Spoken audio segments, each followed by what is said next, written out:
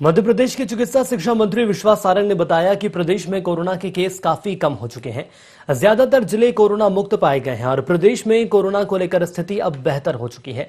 लिहाजा लगभग सभी गतिविधियों को शुरू कर दिया गया है और कुछ ही गतिविधियों को लेकर जल्द विचार किया जाएगा। इसके साथ उन्होंने कहा कि तीसरी लहर में बच्चों के माता पिता को ट्रेनिंग दी जाएगी। इसके अलावा मंत्री सारंग ने कहा कि 15 महीने कांग्रेस की सरकार रही, उन्होंने बेरोजगारी हटाने के लिए काम नहीं किया। उन्होंने कांग्रेस के दलालों को रोजगार दिया है। हमारी सरकार ने ऐसे दलालों को बेरोजगार किया है जो कांग्रेस के संरक्षण में फल फूल रहे थे।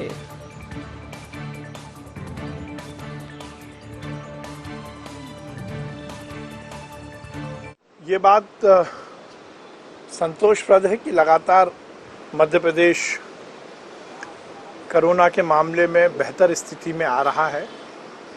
मैंने कल भी कहा था कि बड़ी संख्या में हमारे जिले अब कोरोना के संक्रमण से मुक्त हुए हैं। हमने लगभग सभी गतिविधियां शुरू कर दी हैं। बहुत कम गतिविधियां हैं जिन पर अभी प्रतिबंध है, जिसमें जिम है, स्विमिंग पूल है, मॉल है। उनके बारे में भी अब जल्द से जल्द विचार होगा। जिस प्रकार से कहा जा रहा है कि इसका प्रभाव बच्चों पर पड़ेगा, तो हमने जो तीसरी लहर की तैयारी का जो पूरी कार्य योजना बनाई है, उसमें जहां एक और पीडियाट्रिक डिपार्टमेंट को स्ट्रेंथन करने के साथ साथ पीआईसीयू, पीडियाट्रिक आईसीयू, बच्चों के आईसीयू की संख्या को बढ़ाना, उसके साथ साथ हमारे हेल्थ वर्कर को पीडियाट्रिक डिपार्टमेंट के साथ एसोसिएट करके बच्चों के ट्रीटमेंट की पूरी ट्रेनिंग देना, उन सब विषय पर ट्रेनिंग देना।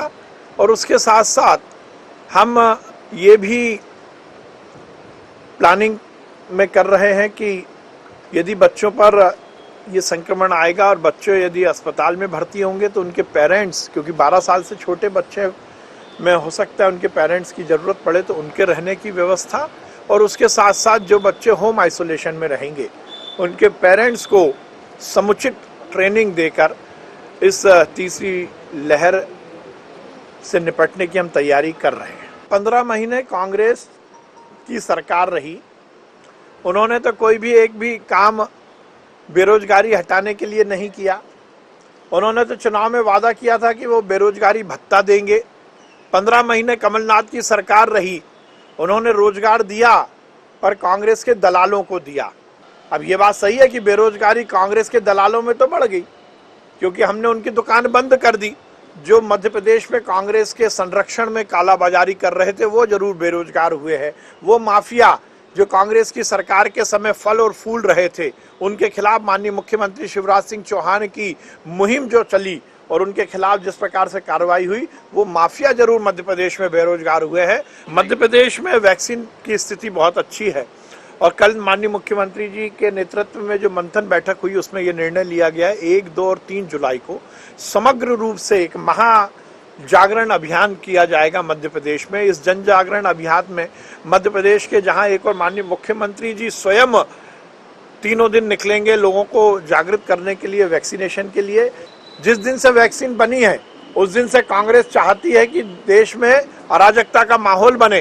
कांग्रेस के नेता लगातार वैक्सीन को लेकर अनर्गल बातें करते रहे।